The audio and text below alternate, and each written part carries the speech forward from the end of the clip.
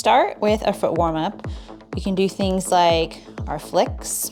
So just repping out, and just notice the difference between keeping the toes down versus keeping the feet down.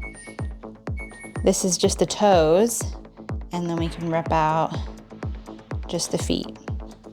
So again, we're going through just basic movements that we want to warm up our foot, and then some really dance specific ones. So then when we do the higher ankle motion, we can do a couple where we're just coming all the way up, but we want to imagine this really pulling all the way forward, repping that out, and then really specific to being stable on releve is what I like to call the power plate. And that is the balls of the feet, all five, and all five tips of the toes.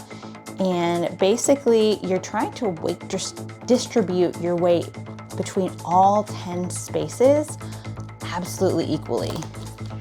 So here, we're just going through equal and then a little bit more through the tips. Equal, a little bit more through the tips. So I'm just really, in this position, I should really feel my calves, my toe tendons, not just my big toe, but focusing on all the toes equally. Sometimes we do want to focus on the outsides of our feet. The outside toes help it prevent ankle injuries from like rolling the ankle.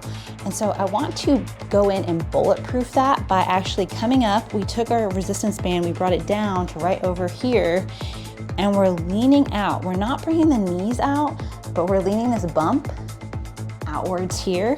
And then we're gonna lean out and in. And I just want you to rep that out so you're really feeling the outside peroneal muscles here. So we're gonna rep this. And then what I really want you to get into is making sure those outer toes are awake when you perform for your dance competition. So you're gonna go in and think more about zone 19. So when you come out now, you're gonna hold it out, and you're just gonna pulse from the ball to the tip, from the ball back to the tip, from the ball back to the tip on that zone 19. And whoa, I'm feeling it like the outside of my foot, like all the way up through the outside of my knee, and even the outside of my hip a little bit. So it's kind of giving me that guardrail connection of the fascia on the outside of the leg.